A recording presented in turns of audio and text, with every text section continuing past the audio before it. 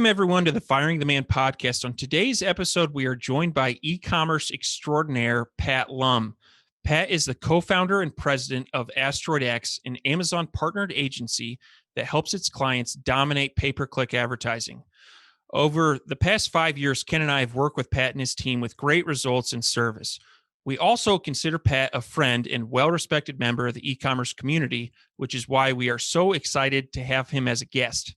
Now, Pat, you are in an elite club, a two-time guest of the Firing the Man podcast. And so for those of you that haven't tuned in, to our listeners, haven't tuned into Pat's first podcast, which was episode 15, can you tell us a little bit about yourself and what led you to founding AsteroidX?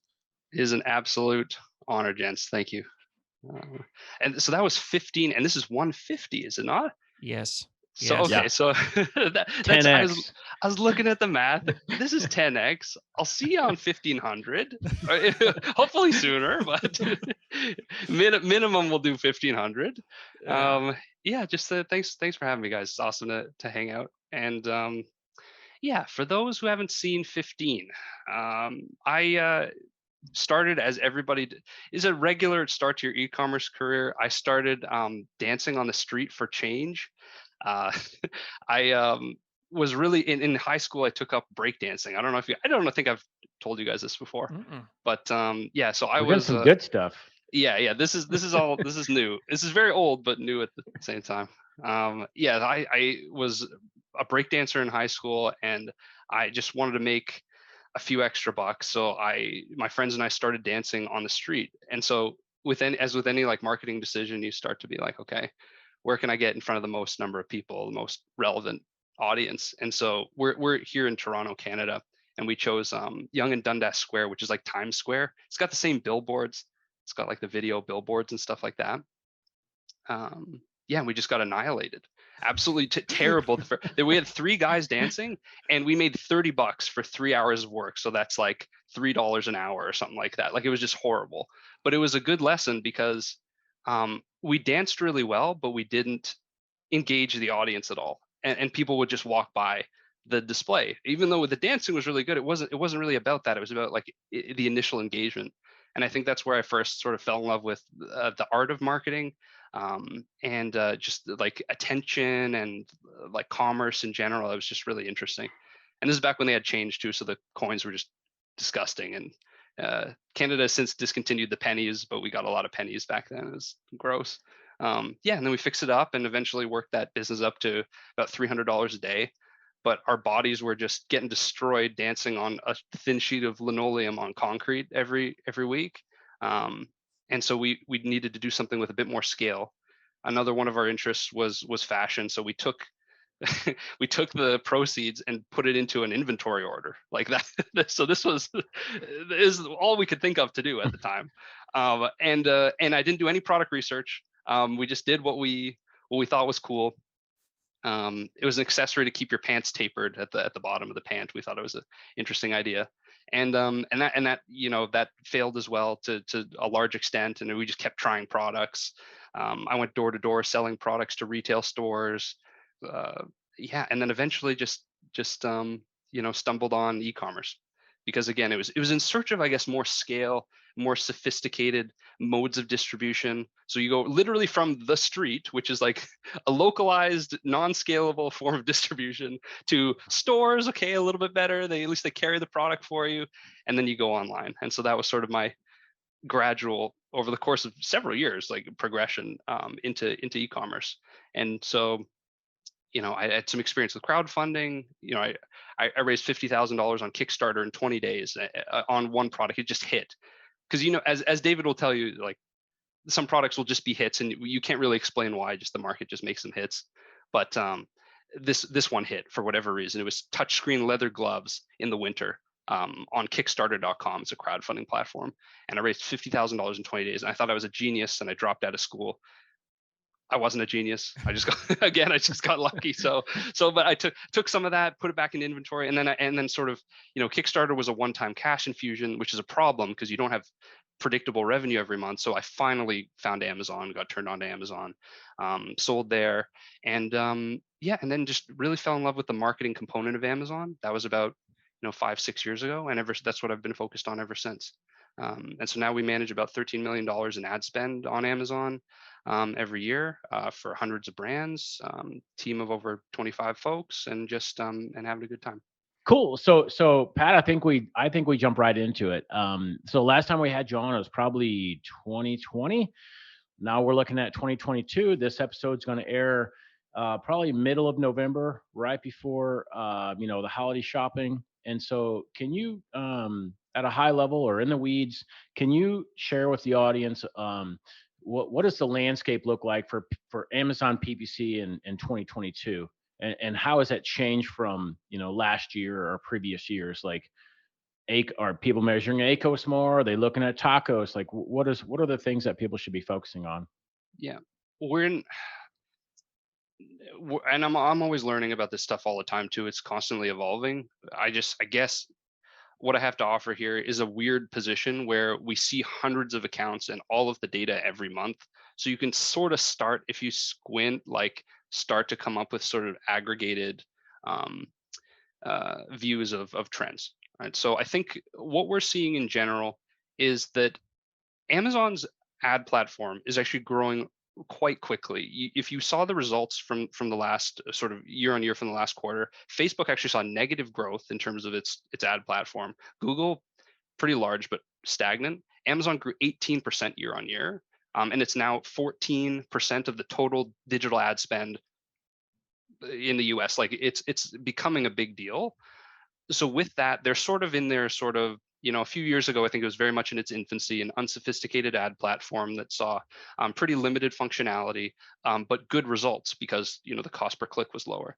Now we're sort of heading into an adolescent phase where, the growth is still quite significant. The feature set is a bit more sophisticated in terms of targeting you can do, and they don't want to slow the growth. So they're looking for new ad units that they can add to the platform to be like, okay, it's not just about sponsored products. It's also about, they've added sponsored brands several years ago. They've added sponsored display now. They've added Amazon attribution where you can advertise and bring in traffic from different platforms, which I will get into. But yeah, it's just sort of an adolescent, albeit fast growing ad platform that's become a bit more sophisticated in recent years. Okay. Okay. That's those growth numbers on the advertising side of things. That's huge. That's huge. Especially given that, if I'm not mistaken, that tell me if this is correct.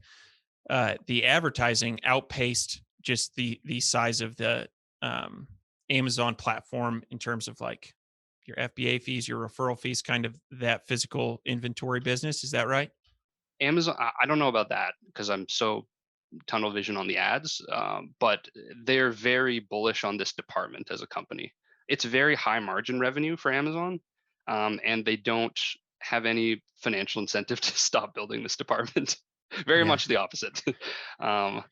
Yeah, so it's very so with I think they just want to keep up with growth and they're going to launch new ad units. With that said, Ken, like to your point, what's actually working, just what we found, and again, this may evolve over time, but just what we found is still the fairly basic ad units are still quite effective, by which I mean sponsored products. So for those folks, just that's if you type in a keyword on Amazon, the product appears in search results. That's sponsored products, and also sponsored brands is like call it those banner ads and sponsored brand video now. Um, Between those two ad units, despite all the other new rollouts, those haven't really caught fire yet in terms of what's effective and what's working and what's bringing in revenue and profit. And I can talk about what types of sponsored products and sponsored brands, but yes, suffice to say, you'll get, say, 80% of the benefit of the ad platform by using sponsored products and sponsored brands correctly. Okay. Okay. Very nice. Now, as Ken mentioned, we've got Q4 right around the corner. And for e-commerce sellers, this is our Super Bowl, right? We've got, between Black Friday and Christmas, this is when a lot of companies are turning a profit, are having their highest level of sales, and we've got one shot, right? We've got Q4 is going to, pass by in a blink of an eye, and so we want to play our cards right, as do our listeners, this upcoming Q4. And so, curious, are there any strategies that change as you enter Q4? And that could be in terms of increasing or decreasing budgets. That could be focusing on certain ad types. And then also, I'd be curious on, when do you taper? When does holiday shopping stop and you need to taper that spend? So what are your thoughts here? So there's a saying which is something like sweat in battle so you don't sweat in practice so you don't bleed in battle, something like that. The gist of it is, get all of your preparation in. And if you haven't prepared leading up to the big event, like, it's not going to go well just by virtue of not having prepared earlier. So at the time that we're releasing this, November-ish, there's still ample time to prepare for December. And I can get to get specific on what it means to prepare for ads in December. Basically, you want a ton of data. You want a significant data set about, if I run an ad for this term, I can reliably put in $1 in ad spend and get $4, $5 back. And I know that for a fact. In the sort of off season, or like the season leading up to it. So in November, I know that. So that should be the case in December. The only kind of issue that I see with folks is, maybe if they didn't run a lot of exploratory or data gathering ads in October and November, then they're less served in December by the time that rolls around. Because December is not the time for exploration and data mining. Like, you really want to have a set of terms that you can reliably spend behind, and that you can scale pretty nicely. And that's sort of where the benefit comes in. So although December is the shiny object, a lot of the prep is done in right now as we're releasing this. Okay. A follow-up question to that would be, so for our listeners that have been running ads all year, if you were to get into their account, you'd probably download some reports. What would you be looking for in terms of like identifying those winners, that money machine where you put $1 in and you get 5 back? Yeah, for sure. So if you're in the account right now, and you can just follow along, Seller Central, follow along. If you're in Seller Central, just head to the advertising console. You'll see the graph of the sales and the spend and stuff like that. Go to the left, head to the reports, download a search term report. For sponsored products, for the most part, like, unless you're running a lot of elaborate sponsor brands, those are 2 separate reports. So you'll download the data for sponsored products and sponsor brands separately. But grab the sponsored product ones, go as far back as you can. Doesn't let you go back that far. So you'll want to download this regularly, as a matter of hygiene.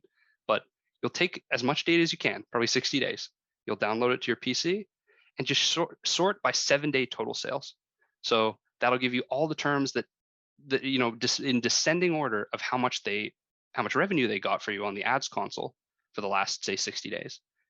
And that is really instructive. Like, it looks like a lot. The platform looks complicated. It's getting increasingly complicated, but these are the basics. Like, literally just download the report, filter by sales. You'll see all the stuff that did super well.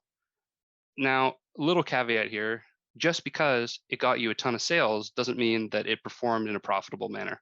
So maybe you have some main keywords that have a lot of traffic, but for some reason you're not converting at 10%, 20%, 30%. You're more converting at 2, 3, 5%. And the ACOS, in other words, the amount that you spent in proportion to the revenue you got back, was not that favorable. So with that stuff, you might want to dial it down. You might want to bid down, and in extreme cases, you might want to negate it.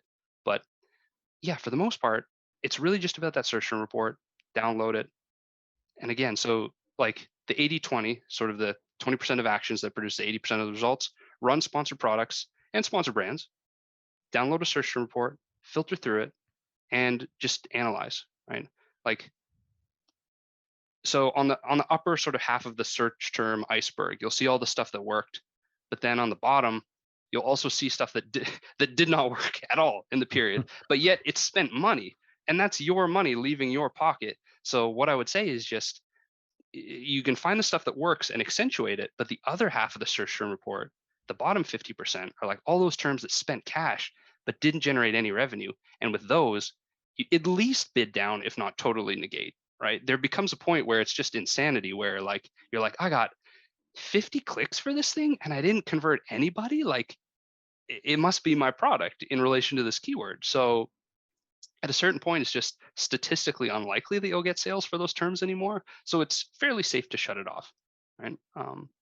And that's how to look at those spreadsheets, right? It's a big mean spreadsheet. It looks super complicated, but literally just sort by 7-day total sales, take it down, and sort of cut it up into the stuff that worked, the stuff that didn't. Awesome. That's really cool. I like how it's basically going back to the foundation fundamentals. It's what it always comes back to, and nothing fancy. There's always going to be fancy new ad types, like you said, Pat. Amazon. I don't know exactly what the numbers are, but I do know that advertising is second. I believe it's the second most profitable division they have in Amazon, next to the cloud. And so it's obviously probably a lot easier to run their advertising than it is to run the cloud. And so easier, more profitable and easier, they're going to scale it. And so they're always going to be throwing new ad types. Oh, there's this new fancy ad type, or there's this here. Test them. But like when the rubber meets the road, like what David said, we have our Super Bowl coming up in the next 6 weeks. Go back to basics, find out what's working, double down on that, and just come with a really strong game. 100%. Like that's them testing. Like that's them. Something will catch. It might be sponsored display. It might be Amazon posts. It might be Amazon attribution. But at the long tail side of things, those are all relatively new experiments. But we're here to help folks make money. So you can't hinge on those experiments in order to make money. You can test them, absolutely. But at the same time, like the bulk of that's why it's a little bit like, I didn't want to come on and talk about fancy ad groups and stuff like that, because that stuff doesn't, in large part, that's not what's going to pay the mortgage, right? Like you go back to it and look at the reports and mostly run sponsored products and sponsor brands too has become a significant part of new revenue. But yeah, even if I had to reduce it further, it's just sponsored products, mainly auto campaigns that, like, I'll tell you something else. Like, this is just a weird thing that we've noticed. I wish this wasn't true, but this just happens to be true based on the data that we have. Amazon's advertising algorithm, for whatever reason, they love auto campaigns that have a ton of products put into it. We call them catch-alls. And it's not like you have to break the bank here. You can do like really low bids, like lower than suggested bids with a bunch of products in it inside of an auto campaign. And Amazon just really likes that for whatever reason. I wish it didn't, but it does. So that is something that you can take care of. You can basket your products a little bit. Like say you have like a bunch of tennis stuff and then a bunch of rock climbing stuff, and like you can catch all like that, but like you should put a good number of child SKUs into each one. And because we've tried both. Like we've tried because for the advertiser, if you're advertising, like you wish that you could have a campaign with a hyper targeted product and a hyper targeted set of keywords, and you can do that. And it's sort of like the sharp tip of a pencil. But just again, if we're just talking revenue and profit, Amazon seems to love these catch-all campaigns. Maybe it's because it's a more of a blank check license to spend. Maybe it's because of some other algorithmic sort of nuance that nobody knows. But that's really sort of actionable thing that you could do in advance of Q4 to ramp sales up. Yeah, that's really cool. And yeah, I wonder if it's just you're at like a blank check. Like we're kind of like dumping everything in a bucket and saying, here you go, Amazon, go sell this stuff. Yeah. And I guess as long as, you can really refine auto campaigns more nowadays than you could be, several years ago. And so, yeah, I mean, that's cool though, to hear that, you have a lot of visibility into hundreds of accounts and that this is a strategy that's working well. That's interesting. So listeners, take note of that. And again, I wish it wasn't true, but there's a basketball player who he did free throws with the granny throw, like the under the arm throw, and they were like criticizing him for it. It's like, why are you doing that? That's dumb. It looks stupid. It might look stupid in the same way that I'm saying like, hey, launch auto campaigns with a bunch of products in it. And you're like, that's literally the underhand throw, right? It's but yeah, it's I don't know why. Again, I wish it didn't work, but it does. So. Yeah, no, I've heard about that guy, and I saw some clips on him. I can't remember what his percentage was, but it was really high. It's high. Like, his percentage of making those was really high, no matter how what you thought of it, you know. Yeah. That's awesome. So you had mentioned, Pat, like in the business of making people money, and so Yeah. on that note, there's a little bit more of a an advanced question, like, or just would really like to hear your thoughts on that and strategy. Every year, David and I. So David is pretty amazing at finding trends and analysis on in spreadsheets, right? And so it's like, hey, take a look at this. And so we've noticed, obviously, over the last several years that like around Christmas Day, sales and everything tanks, right? And so, and we've noticed that it's between 5 and 7 days. And so, what is your take in terms of like making money?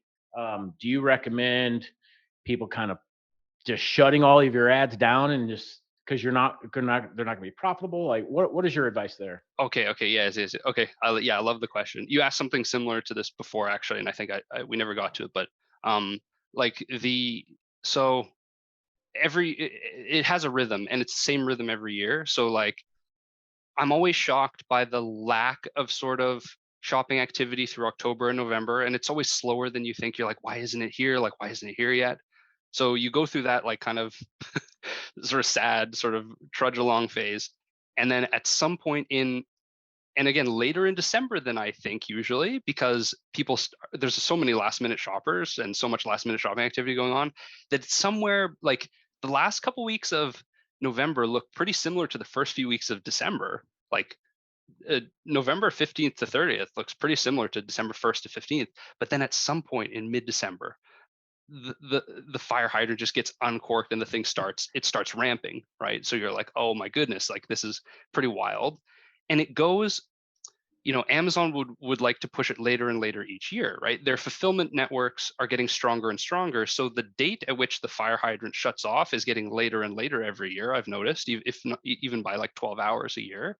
So like Amazon will want to go until the bell sounds, until the very last package that could make it in order, like to be under the tree. Like, so that's like December 22nd, 23rd. They're still sliding some things under the door.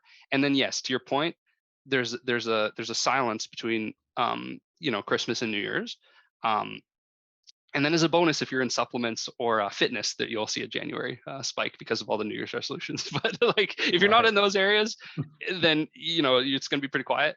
But like so a spike in December until the last allowable moment where shipping and logistics allows it. And then so in terms of how to adjust budgets to align with this stuff, it's kind of like you're gonna go on a gentle ramp of budget increases. Like the most important thing is, as long as the spend is profitable, again I will emphasize that, as long as it's profitable spend and it makes sense, you never want to go budget effectively. Amazon's budgets reset most of the time in PST, so that because they're in Seattle HQ, so you'll want to stay up or have someone on the team stay up until midnight Pacific time to make sure that none of the budgets run out. If they do, you should increase them, again as long as the spend is profitable. And then so you're going to do that all the way up, and then there's very sensitive like days in December, in the 20s of December 20th to 25th. And then what you're going to want to do is probably not shut off, because you don't want to lose any ranking or what have you, but you really want to tank a lot of the budgets down, because you would have ramped them up a lot to accommodate a lot of the holiday spending, and then you're going to want to cap them quite significantly in the days following December, 23rd, 24th through. There's a little spike of sort of like, oh shoot, I didn't get her what she wanted, so I'll buy this. But that's not a significant it's very real, but it's not a significant spike. But there were some do-overs and some makeup gifts that I saw last year too. Sure. Catch-up gift, someone you forgot, or something like, yeah, exactly. Yeah, to catch up the weird uncle that you don't see, stuff like that. Like, yeah. Awesome. No offense to him. I'm sure he's cool. But right. No, that makes sense. So essentially, whatever kind of budgets, let's say like early December or maybe even mid-November, kind of whatever you were normally running at, you want to kind of ramp back down to in that like December 24th, 25th range, and just keep an eye on that.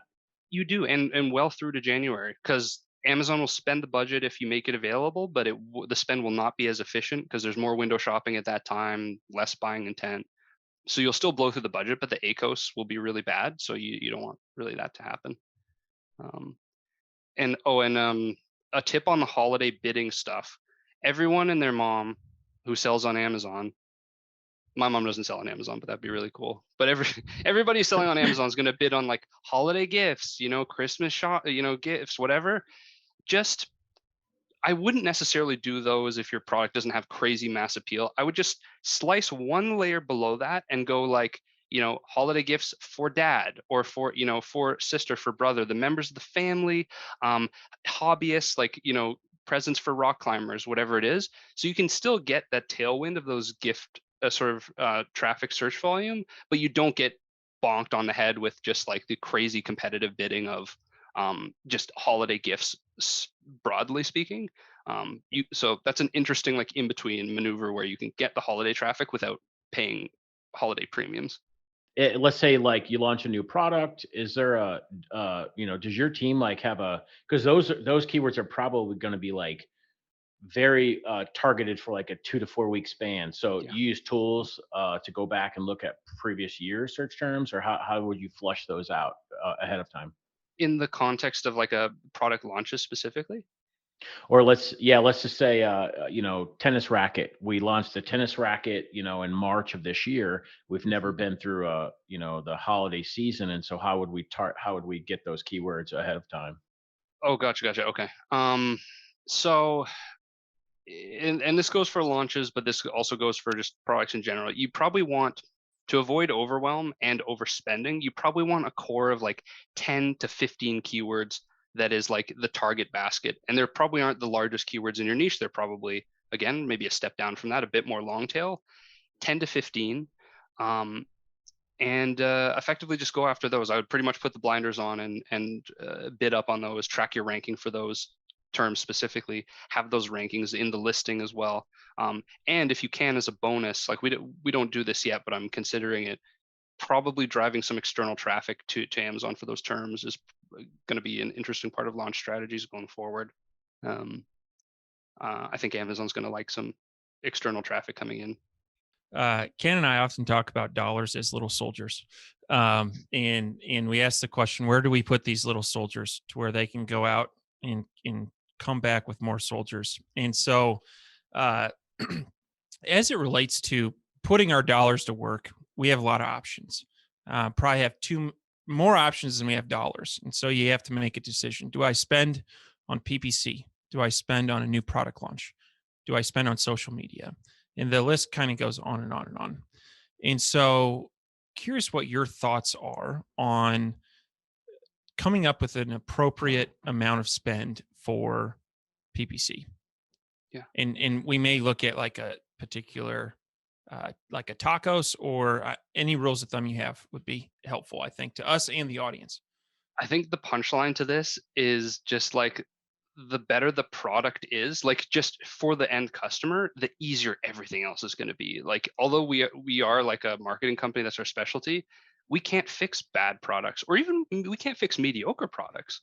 And nor why would you want to? Like, that's not a good thing to do to people. Like, just put massive ad dollars behind this like average product that nobody like, it just gets pushed to them. Like, so when it comes to ACOS, TACOS, conversion rate, all this stuff is actually like, these are downstream symptoms of sometimes not just the product's not good enough. Like, and that is, it's hard to fix. That's why people don't fix it. But like, that's really the choke point for a lot of these performance issues.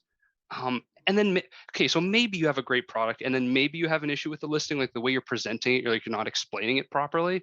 And then maybe there's a marketing issue, but like, the number one thing would just be to, just to diagnose an upstream product quality thing. And to this end, like voice of the customer is really good. So again, in Seller Central, if you go to performance, and under that, you can actually see what people are saying on a SKU level, and see like what their complaints are and what they really like about it, and just like constantly being product engineering. So like to your point, David, like I would put as much money as you can into actual product development, And this is coming from a marketing company. Like, that's just like, I don't, everything gets easier. Even if you're thinking about it purely numerically, like the better product you have, the higher the click-through rate is, like the better the reviews, so you get more clicks, like the better it converts, the better reviews, so like the flywheel spins that way, the fewer returns, so your seller account is in less danger. Like, and then yeah, so everything just kind of stems from the product quality. And I think people forget this, that it's all about tactics, when in fact a lot of the tactics kind of take care of themselves if the quality is good. But if we say you do have a good product, right, and you want to talk about ACOS and TACOS and stuff like that, like, it's very, David says this all the time, and he said it on the show that we did together as well. Fail on paper, like that is no truer words, because some products are never going to make sense. If folks wanted to, they could Google the Amazon FBA revenue calculator, and that'll give you projections of what Amazon's going to charge you in fees. You can put in your cost of goods, and it'll give you a projected profit. And then on top of that, I would encourage folks to layer on their ad spend. So to give you a sense, decent ad spend when a product's up and rolling should be 20 to 30% of the MSRP, something like that. But also you should factor in that when you first launch a product, it's got no reviews, and you might want to get more aggressive on keyword ranking, those 10 to 15 keywords maybe. Your ACOS, like your spend divided by your sales, it's probably going to be closer to 50, 60%. It depends how aggressive you want to get. But new launches are going to, those ad sales are going to lose money initially, to some extent. So yeah, but budget to 20 to 30% of your MSRP for ads in a mature product, but more than that at the beginning. I would say like 50 to 60%. So this leads into another question I was wanting to talk to you about, and that is the topic of cannibalizing sales with PPC. And so I will share with you just a general trend that we've observed. One thing that we look at pretty like on a weekly basis is what percentage of our sales came from PPC and what came from organic. And it varies by brand, but we love those brands that have a lot of organic sales, right? And you always hear people say, drive PPC. You may break even at PPC, but that's going to drive organic sales. And at the end of the day, we're interested in generating net income. And so what we've done is we had brands that were running at, say, 15 to 20% TACOS. So for our listeners, that would be your ad spend divided by total sales. And we've trimmed that back to between 8 and 10%. And what we've seen in a lot of instances is that our organic sales have increased. And so how does that relate to cannibalizing sales? My thought is that if you could make an organic sale, or Amazon could take a sponsored product ad, charge you, and you still make that sale, they're going to go with the latter because it's going to put more money in their pocket. And so we are like constant, like on a weekly basis, asking ourselves, what's the right level of spend for this account? And so what we've done is we've trimmed ad spend until we see that the relationship between organic and PPC sales kind of flatten out. So do you have are we engaging in a thoughtful experiment, or is this mental gymnastics? And are we missing a really important piece of information? TACOS is an important one to look at. We're actually, so generally we think of it as net profit dollars. So net profit dollars per skew. So any activities that you can do to increase that are helpful. So it's sort of TACOS agnostic in a sense. It goes right to the bottom line, and tries to optimize for that, if that makes sense. So and it's on a skew level too. So like, say a general benchmark would be like a 10% TACOS. So that's actually that's very healthy. That's a mature account that's running. It might not be growing super aggressively because new things aren't being pushed, but 10% is like, even like up to 15, I would say, is like a good mature running account that's making money. And then beyond that, what you want to look at in terms of aggressively pushing stuff is is net profit dollars per skew. And that I find to be pretty instructive. Because that allows you to spend that allows you to have whatever TACOS you want on on a SKU level, as long as the organic sales were there to catch you on the other side. If your product is just horrible, like none of the stuff we're talking about is going to work. And so, like Pat alluded to earlier, like fundamentals, like getting a great product, sourcing a great product, testing it, R&D, excuse me, before you ever get to the point where you're trying to dial in marketing, super helpful. And I totally agree. Like, use those resources on that, as well as conversion rate optimization before ever even trying to go deep into that. This is an interesting question, and this is completely anonymous, just at a high level. But in your experience, in the last 10 years of doing business in Amazon, you interact with lots of sellers, products, different accounts. Have you seen any common threads that you've observed?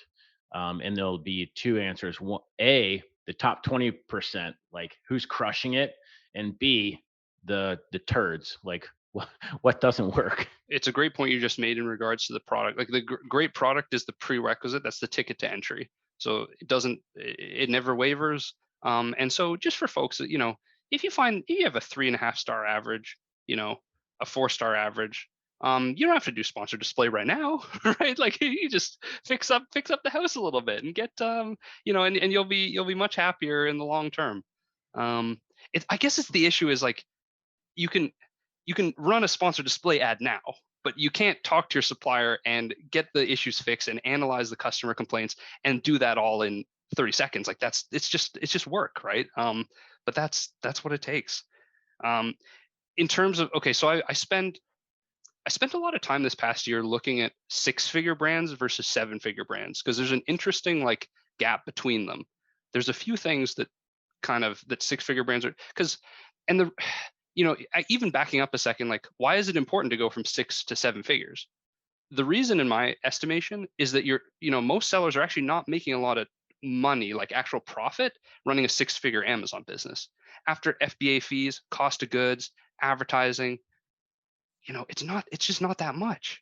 So if we want to fire the man and get free and like have total control over financials and time, it's really more towards that 7-figure range where that stuff starts happening, just by virtue of that. Like these businesses they have physical product margins. So it takes a certain amount of scale to sort of get to escape velocity.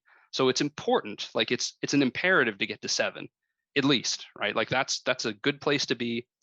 And you're also sturdier too. So if a product goes out, you probably have multiple products and you can take a hit too, right? You're just more durable as a business.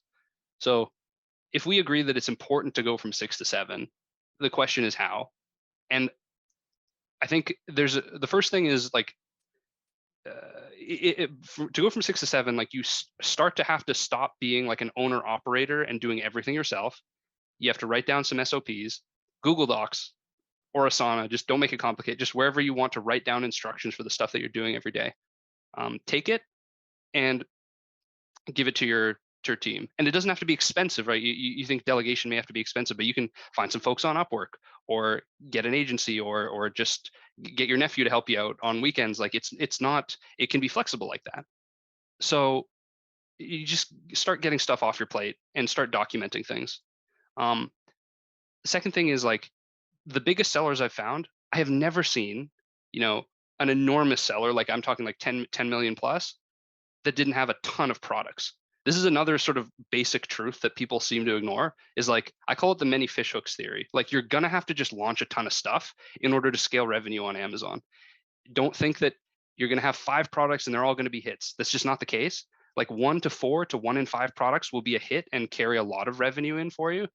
And the rest, you may just have to scale back or discontinue, or there'll be moderate players. But you just have to launch enough stuff in order to get a hit that the algorithms seem to like. And then, and then do that. It's sort of a less pronounced version of like TikTok's going viral on social media, where because we're students of these algorithms. Like a TikTok will just pick up from an anonymous account and get 1 million views. That's a very real reality on that platform. On Amazon, it's a little bit less exaggerated, but you'll still see that 1 in 4 to 1 in 5 products will be really good, and then the rest just won't take off for whatever reason. And it's being sort of agnostic about that and just acknowledging that reality, and then launching a bunch of products. And they don't all necessarily have to be closely related, and brand building and that sort of thing. I would, err more on the side of, pursue opportunities as you find them. Yeah. So SOPs and documentation, and just launching a ton of stuff, I think are two good places to start. And then the stuff that you launch has to be, good, to our points earlier.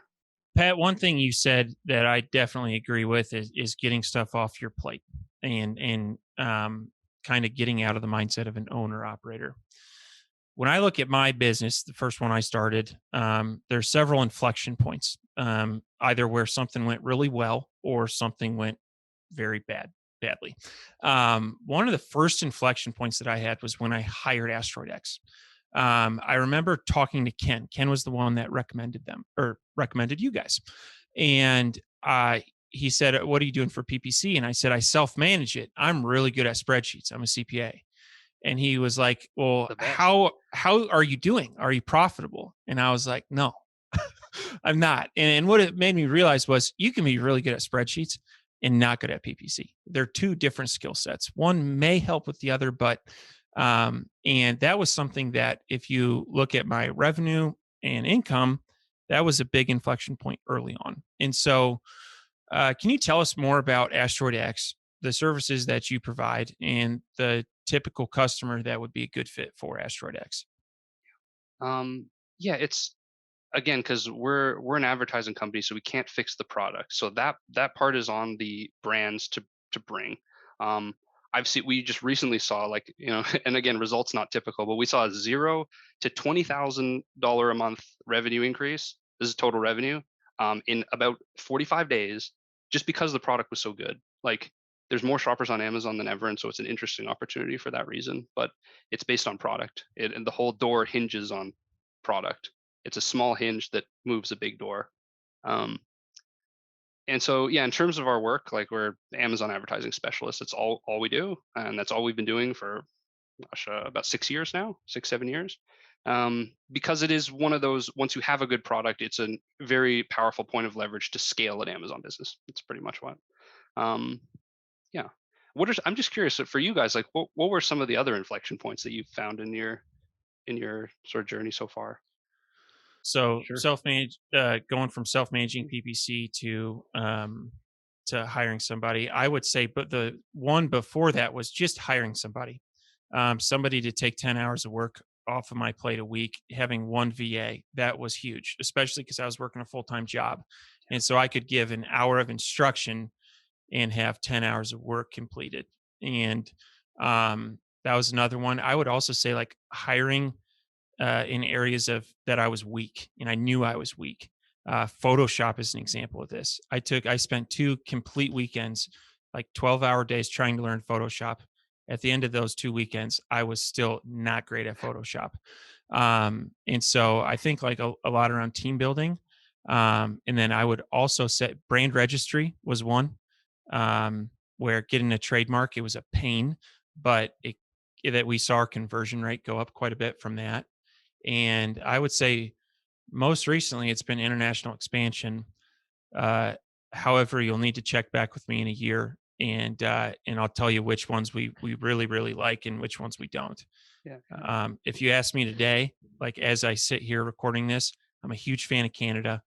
I'm not quite sure about UK, and Germany has been a tough country to import into. Um, that opinion is subject to change.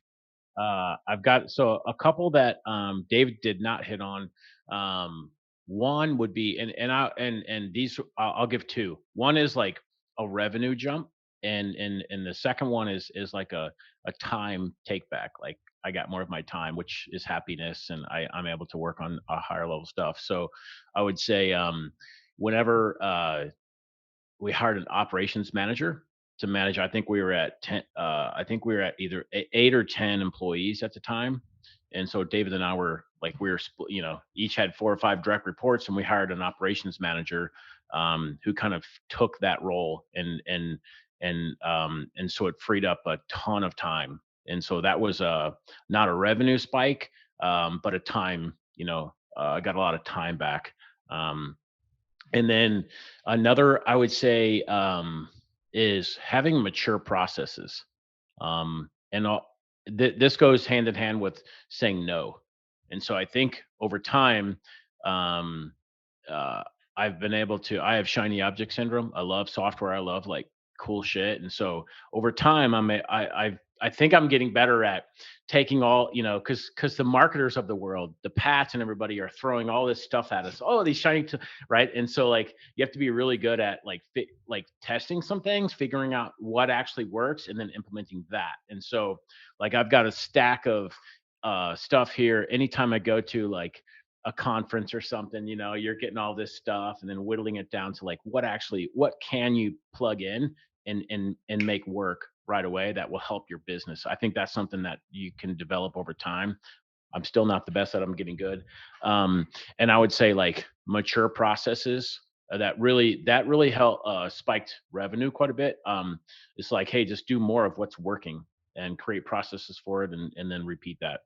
So When you see mature processes as opposed to like processes, you're talking about like kind of scaled out versions of an existing process, like to up the volume versus like do something different.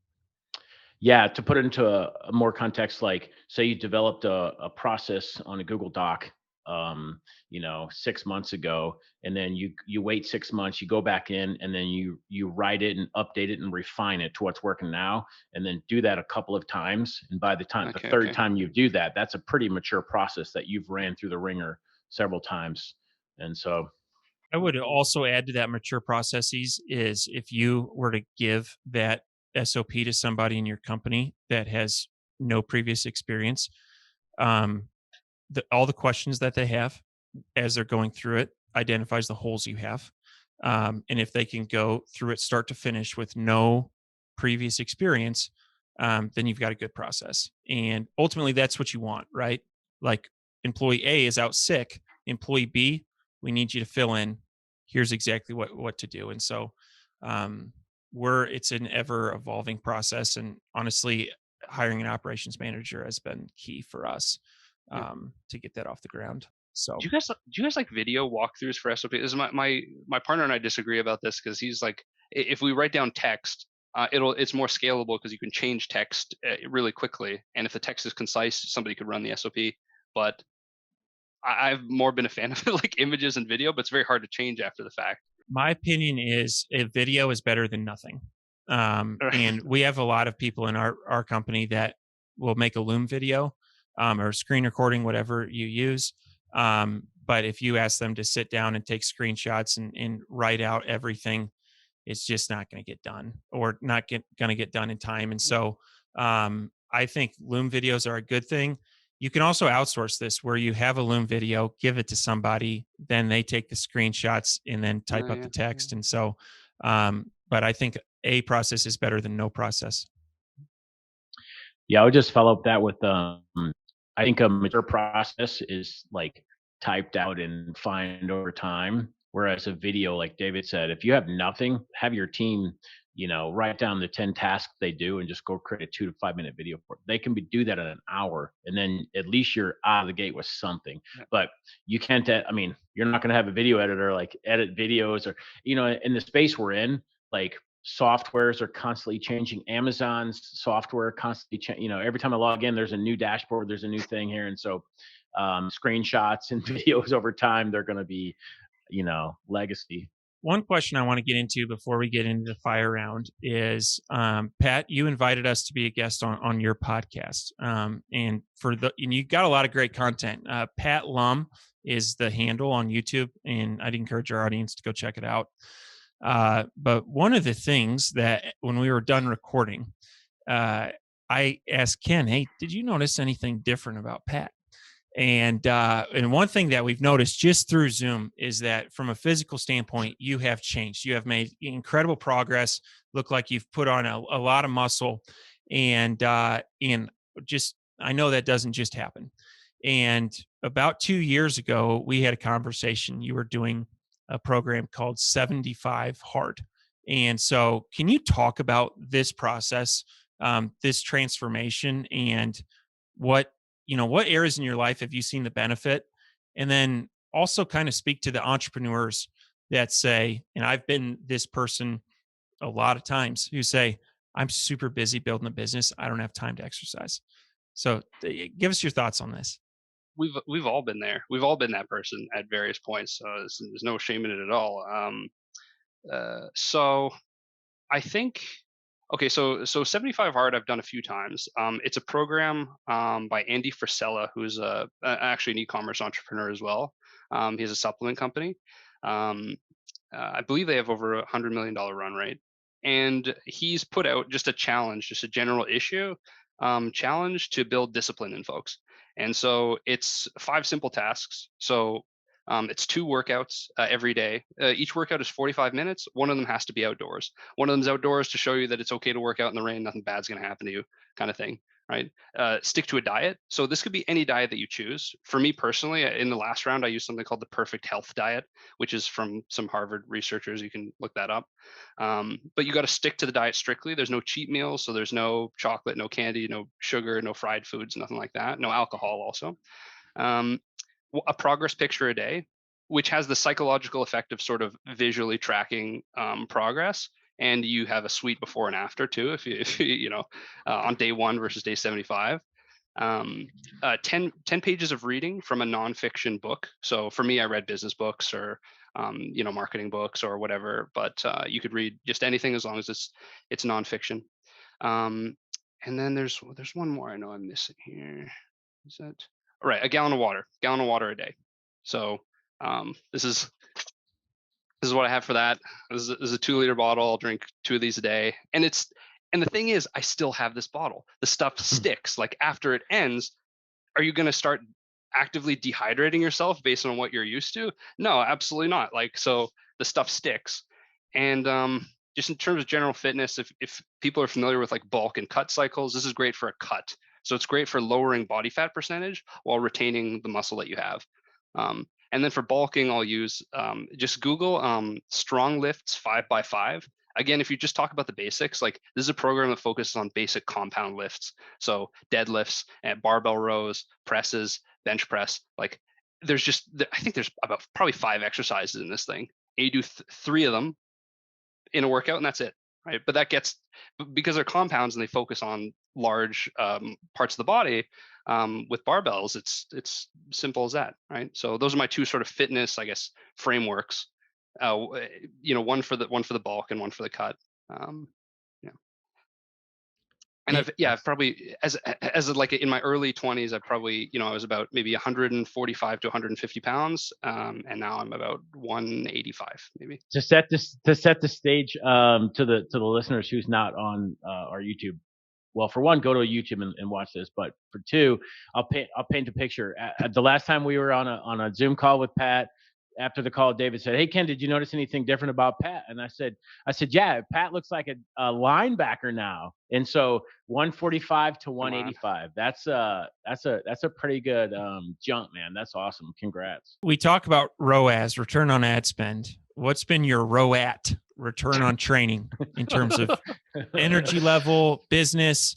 What have been some benefits that you've felt as you've stepped up your game in this department?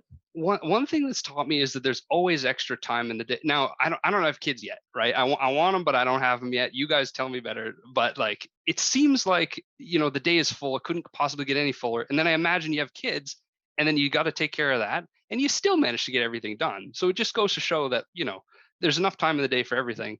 I think what this taught me was, you can do 2 45-minute workouts a day and still get everything done that you need to get done in the business. And the other thing was like, it trained me on a constant repetitive, like one unidirectional, like grind mode, where basically like for me, just personally for our business, like I've been posting, I sort of made a resolution to post something online every day, content wise. And I started on August 1st, 2022, and I've committed myself for a year, right? So I'm going to post online every day for a year, right? YouTube Shorts, TikTok, stuff like that. And I started on August 1st. And because of the discipline that was instilled in me from 75 Hard, it's been relatively easy to just post every day. You record when you're tired. You record when you're sick. You record when you don't feel like recording. You get in front of the camera and you try to help some folks on the internet. So that pattern sort of carried over from physical discipline. Mental discipline can follow, and it's just really easy and tangible to train physical stuff. So that's why going from physical to mental is probably easier than psyching yourself up and trying to get mental motivation out of nowhere. The physical just helps things run like a machine would run. And ironically, you'd think it's mechanical, but also within those confines, there is room for creativity. So you sort of create open space within the confines of some discipline. Yeah, so that's what it's been. And aesthetically, I mean, I don't really care. I'm more interested in like lifting heavier weights, because I'm like stupid or something, where I feel like I just like if I could push 315, then that would be cool. Like, it's just kind of dumb, but there's no rhyme or reason to that. I don't know. I don't know what that's about. Yeah, I think we're good. I think we had a well-rounded chat. We talked PPC, high level, low level. We talked breakdancing. We talked lifting. I mean, we fitness, mental. Yeah, we're a well-rounded chat. So, are you ready for the fire round, Pat? What is your favorite book? I have. You've caught me in my study. So current favorite, okay, is this one. It's called Working Backwards. Two Amazon executives. This is the plot. Two Amazon executives leave Amazon, start a consultancy, and start teaching businesses about Amazon's own internal business processes. I don't even know how they got the blessing for this, but they must have. Yeah, and so it's a pretty good size as well. Like stuff about Amazon's internal business processes around narratives, one-page narrative writing, how they manage people, their hiring process. I use this exact hiring process because it's so good at removing bias from hiring. So I just love it. It's really great, and it's a recent publication as well. I think this is the last 5 years, maybe 2021. So pretty, Cool. Pretty fresh off the presses. Honorable awesome. mentions are good to great, which it gets cited a lot for good reason. Again, it's an emphasis on people and team building, and I think it's very instructive. And if you're feeling philosophical, a little bit out to lunch, but in a good way. I haven't finished this one yet, but this is Finite and Infinite Games. The theory is that there's two types of games in this world: finite, which you're trying to win and you're trying to end it, and infinite, which the players just play in that game for its own sake, and it's fun, and the goal of the game is just to continue playing. And I think it's just an interesting philosophy. A vision of life is play and possibility. So just to balance out all the hard-nosed business stuff. So there's three for you. That's awesome. Very cool. What are your hobbies? On the strength training piece, so I wasn't strength training for no reason. Like, I wanted to strength train because I wanted to fight. And so in the last year, I picked up Brazilian Jiu-Jitsu, which is fantastic, because I knew I was going to get crushed at 145, 150. So I had to bulk up. So I did, and now I've been on the mats, just fighting some guys. Awesome. It's all in good fun. So yeah, it's good activity. Yeah. Very cool. Yeah. What is the one thing that you do not miss about working for the man? I have very little corporate experience. So I worked at a clothing store, and I worked at an ice cream shop, and everyone was really nice the whole time. So I don't, I guess I got really lucky where people were just really nice and kind and didn't give me any problems. So the man for me is more just like the man that you could become if you did all the right stuff. Yeah, so that's All right, last one. What do you think sets apart successful e-commerce entrepreneurs from those who give up, fail, or never get started? give up, fail, or never get started. There was a venture capitalist, I forget which one, but a noted one, and he would. They were like, "Hey, do you think entrepreneurs should drop out of college to pursue their careers?" And he's like, "You know what? I have a blanket policy where any entrepreneur that asks me if they should drop out, I say, don't do it." And he said, this accomplishes two things. Like, every entrepreneur that is destined to drop out and has the drive to drop out will drop out anyway, regardless of what I say. And the ones that were not meant to will stay in school, and that's fine. And they were meant to be in school because they don't, So I think part of it is about just self-determining what you really want to do. And there's no there's no shame in never getting started. Like maybe you actually really don't want to get started, and this, and that's okay, right? Because if what you're doing is working and you like it, then you just do that, right? But so there's no, so that's about getting started. Like about getting started. If you are going to get started, you should, and if you're not, then some part of you does not actually want to get started in the first place. I think that's where I'm going with that.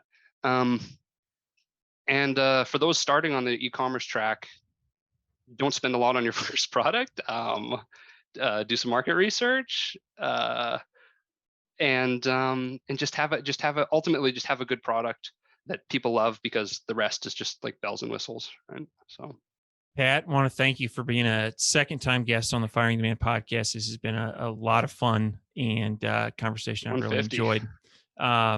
If people are interested in getting in touch with AsteroidX and considering outsourcing their PPC agency, what would be the best way? Sure. Just head over to AsteroidX.com. So ASTEROID X.com. Or just check us out on YouTube. We also, David, Ken, and I also had another chat. If you search that on YouTube, it'll pop right up. We just have a good time. Like it's just fun, right? Thank you so much, Pat. We really appreciate it, and looking forward to staying in touch.